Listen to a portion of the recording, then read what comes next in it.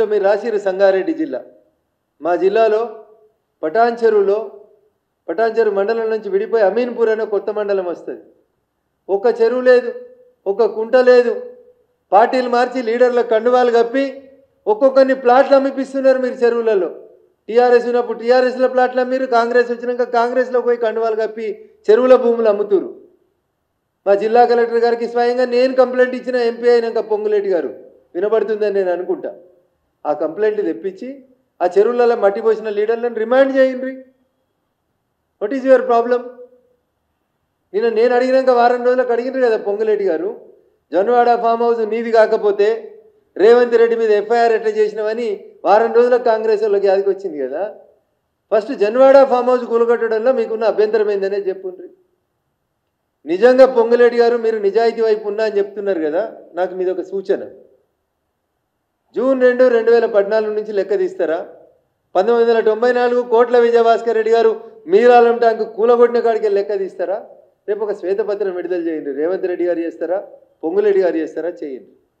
ఏ చెరువు, ఏ కుంట, ఎంత కబ్జా అయింది, ఎన్ని రోజులలో ఈ లేక్ ప్రొటెక్షన్ చేస్తారు, ఈ కుంటలు తీసేస్తారో ఒకసారి చెప్పుండ్రు. నేను ఇంత స్పష్టంగా ఎందుకు అడుగుతున్నా అంటే, టీఆర్ఎస్ జియో తీసుకొచ్చింది 2021లో. జియో తీసుకొచ్చినాక తెల్లారి పేపర్లకు వార్త రాపిస్తారు. ఏమని రాపిస్తారు ఈ వార్త? జిహెచ్ఎంసీ ఎలక్షన్ల కంటే ముందు మధుబాక్ ఎలక్షన్లు అయిపోయినాక టీఆర్ఎస్ వాళ్ళు చేస్తే కొంతమంది మీడియా మిత్రులు రాస్తారు. ఏమని రాసిర్రు? విపక్షాలను ఇరికిచ్చేలా బీఆర్ఎస్ స్కెచ్, గ్రేటర్లో అక్రమ కట్టడాల కూల్చివేతకు ప్లాన్.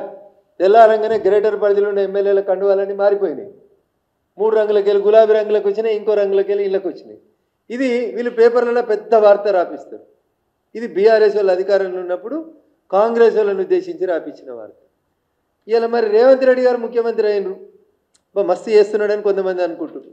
వీళ్ళు ఇంకో పేపర్లో రాపించారు. ఏమని? బీఆర్ఎస్ నేతల భూ కబ్జాలపై యాక్షన్ షురు.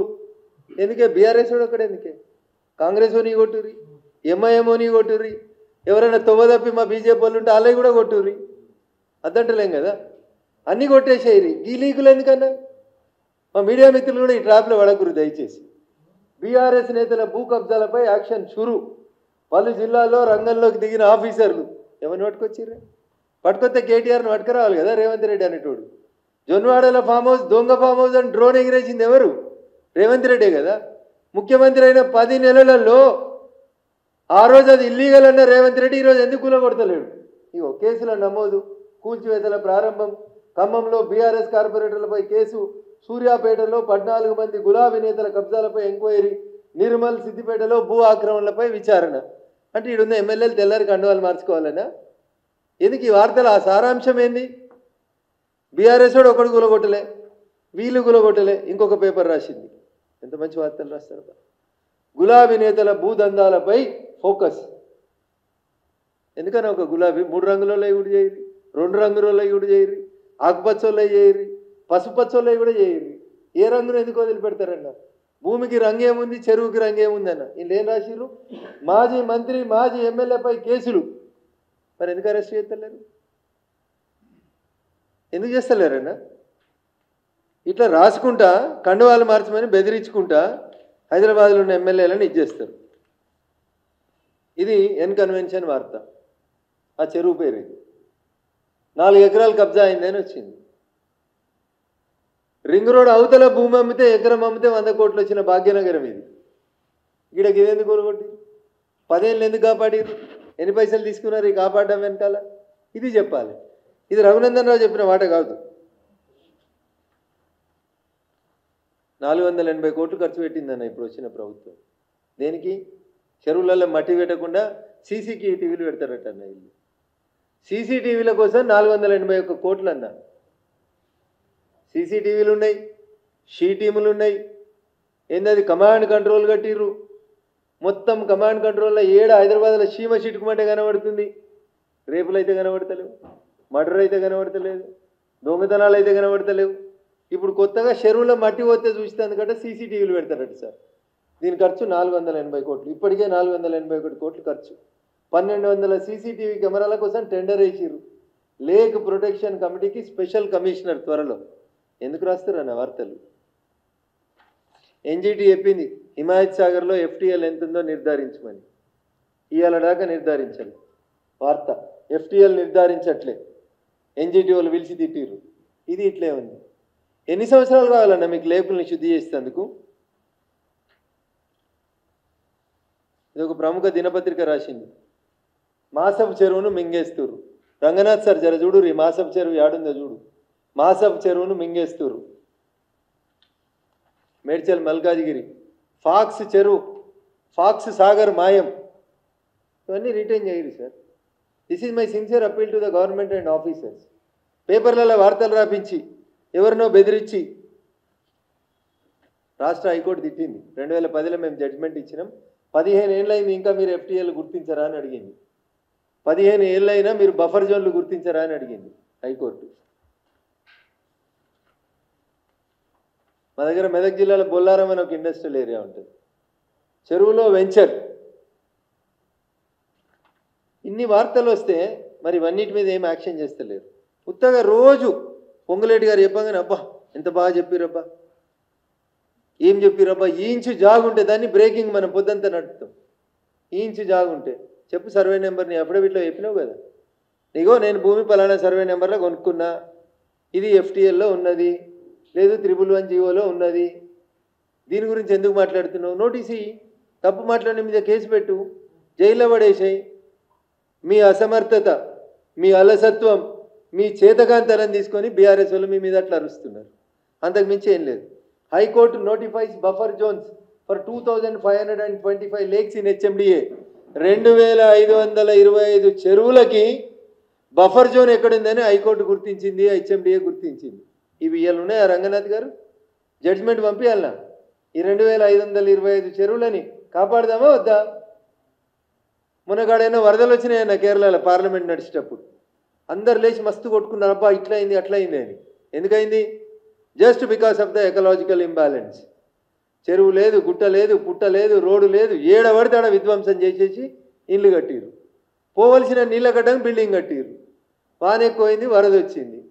వరద ఉత్తవ రాలే, ఇక పోతూ పోతూ ఇల్లుని కూడా తీసుకుపోయింది. సో ప్రకృతిని విధ్వంసం చేస్తుంది మనం. నిజంగా రేవంత్ రెడ్డి గారికి హైడ్రాకి ఏమన్నా నిజంగా చిత్తశుద్ధి ఉంటే high court notify buffer zones for 2525 lakes in HMDA. ఈ 2525 చెరువులను కాపాడుండ్రు. మా మీడియా మిత్రులకు అప్పుడు వార్త దొరకది. ఏం వార్త దొరకది? భాగ్యనగరం చెరువు అయిందనే వార్త దొరకది. ఎందుకంటే నాలాలన్నీ ఫ్రీ అయినాయి అనుకో అన్న. ఇంకా గవర్నర్ ఇంటి పక్కన ఉన్నాయన్న నాలా మీద బంగ్లాలు. అన్యాయం. రాజ్భవన్ పక్కన నాలా మీద పెద్ద పెద్ద బంగ్లాలు కట్టిర్రు అన్న, దవాఖానాలు కూడా కట్టిరు కొంతమంది ప్రబుద్ధులు. రాజ్భవన్ రోడ్లో నాలాల మీద దవాఖానాలు కట్టిర్రు. పెద్ద పెద్ద బంగ్లాలు ఉన్నాయి, 10 ఫ్లోర్ల బంగ్లాలు. నాలాలో పోవాల్సిన నీళ్లు రోడ్ల మీదకి వస్తున్నాయి. ప్రతిసారి వర్షం పడ్డప్పుడు హైదరాబాద్ ప్రజలు ఆలోచించాలి. నాలాలో పడి చచ్చిపోయిన వార్తలు రాస్తున్నాం, వరదల కొట్టుకుపోయిన వార్త రాస్తున్నాం, అంబర్పేట చెరువులో శవమై తేలిండని వార్త రాస్తున్నాం. సో నిజంగా హైడ్రా వెనకాల ఉద్దేశం రాజకీయ కక్షలు కాకపోతే, ఇగో ఇది హైకోర్టు ఆర్డర్ ఉంది రంగనాథ్ గారు, నేను పంపిస్తాను. 2525 లేకులకి బఫర్ జోన్లు ఫిక్స్ చేసి మొత్తం కొట్టేసి ఎప్పుడు వాన వచ్చినా హైదరాబాద్ మంచిగుంది మునగలేదనేటువంటి వార్త రాసేందుకు స్కోప్ కల్పించారు. ఇది మియాపూర్, ఎకరం 100 కోట్లు ఉంటుంది. మొత్తం చెరువే లేదు ఇక్కడ. హైదరాబాద్ సెంటర్లో మీరాలం చెరువు ఎట్లా పోయిందో మియాపూర్ సెంటర్లో ఉంటుంది చెరువు. మియాపూర్ చెరువు మొత్తానికి చెరువే లేదన్న ఇప్పుడు వచ్చి చూస్తే. జస్టిస్ ఈవి వేణుగోపాల్ గారు ఈనాడులో ఒక వార్త వస్తే దీని మీద స్పందించి రాష్ట్ర ప్రభుత్వానికి ఒక ఉత్తరం రాస్తారు. రఘునందన్ రావు లాంటి మాట్లాడితే రాజకీయం అనుకుంటారని ఒక జడ్జి గారు రాసిరు. జస్టిస్ ఈవి వేణుగోపాల్ గారు చెరువుల కబ్జాలతో ముప్పే. నేను ఇలా ఒక వాయనాడు గురించి మాట్లాడదలుచుకోలేదు. వాయనాడులో ప్రకృతిని మీరు విధ్వంసం చేసి ప్రకృతికి నేచురల్ స్ట్రీమ్స్కి అడ్డంగా ఇల్లు కడితే వాయనాడులో అంతమంది మన కళ్ళ ముంగట కొట్టుకుపోయారు, అన్ని ఇల్లు పోయినాయి. Uttarakhand, what we faced in Uttarakhand 3 years back, దైవ దర్శనానికి పోయిన వాళ్ళు అనేక మంది పోయినరు. మరేంది దానివల్ల? అందుకనే చెరువే కదా చెరపడదాం, కుంటనే కదా పక్కా స్కెచ్ చేసి కబ్జా చేద్దాం, ఇట్లాంటి రోజు 10 వార్తలు వస్తున్నాయి. కాబట్టి నా విజ్ఞప్తి, దయచేసి నేను కొట్టినట్టు చేస్తా, నువ్వు ఏడ్చినట్టు చేయి. ఇది వద్దు పొంగులేటి గారు, కేటీఆర్ గారు. నిజాయితీ ఉంటే నువ్వు మున్సిపల్ అడ్మినిస్ట్రేటివ్ మంత్రిగా ఉన్న 10 సంవత్సరాల్లో నేను తప్పు చేసినా, తప్పైంది, మా నాయన కట్టించిన అమరవీరుల స్తూపం దగ్గర ముక్కునాలకు రాస్తున్నా, నేను మున్సిపల్ మంత్రిగా ఉన్నప్పుడు కట్టిన అన్ని కట్టడాలకు నేనే బాధ్యుణ్ణి. నా మీద డీజీపీ దగ్గరికి ఏదో మా కార్యకర్తల మీద దాడులు అయితే నేను దండం పెట్టి వచ్చినావు కదా, దాడులు కాదు, నేనే సార్ దుర్మార్గుణ్ణి. హైదరాబాద్లో ఈ వరదలలో జనంగా కొట్టుకుపోవడానికి బాధ్యుణ్ణి నేనే. నాలాలు కడుతుంటే కళ్ళుండి చూడలోని కబోదిని నేనే. నా మీద ఎఫ్ఐఆర్ చేసి నన్ను జైల్లో పెట్టమని పాప ప్రాయశ్చిత్తం చేసుకోవాలి కేటీఆర్ అనేటోడు. ఆయనను అట్లా వదిలేస్తే రేవంత్ రెడ్డి ఎందుకు కాపాడుతుండనేది ప్రజలు ఆలోచిస్తారు. నేను చాలా రోజుల క్రితం ఒక మాట అడిగిన టీఆర్ఎస్ పార్టీని. ఆంధ్రప్రదేశ్ టీఆర్ఎస్ శాఖ అని ఒకటి పెట్టిరు, దానికి ఒక ఆయనను అధ్యక్షుని పెట్టిరు. గౌరవనీయులు చాలా చదువుకున్నాడు ఆయన, ఆయనంతా ఎవడు చదువుకోలేదు. ఆయన ఉద్యోగం విడిచిపెట్టి వచ్చిండు, సర్కారు కోలు వదిలేసి వచ్చి ఆయన వచ్చి తెలంగాణలో టీఆర్ఎస్ పార్టీని తీసుకుపోయి ఆంధ్రప్రదేశ్లో పునరుద్ధరిస్తా అని మియాపూర్లో 100 ఎకరాలు కబ్జా పెట్టుకున్నాడు. ఆయన ఆంధ్రప్రదేశ్ బీఆర్ఎస్ పార్టీ శాఖకు అధ్యక్షుడు. ఇంకొక ఆయన తీసుకుపోయి మహారాష్ట్రకి ఇన్ఛార్జ్ చేసిరు. ఎలక్షన్లు వస్తున్నాయి మహారాష్ట్రలో ఇన్ఛార్జ్ అని. ఈడ కొడుకు కోటి బిడ్డ కోటి అల్లుని కోటి ఇచ్చింది చాలక అన్న కొడుకుని తీసుకుపోయి ఇంకో రాష్ట్రానికి ఇన్ఛార్జ్ చేసిరు, మహారాష్ట్రలో కబ్జాలు చేసుకుంటామని బీఆర్ఎస్కి.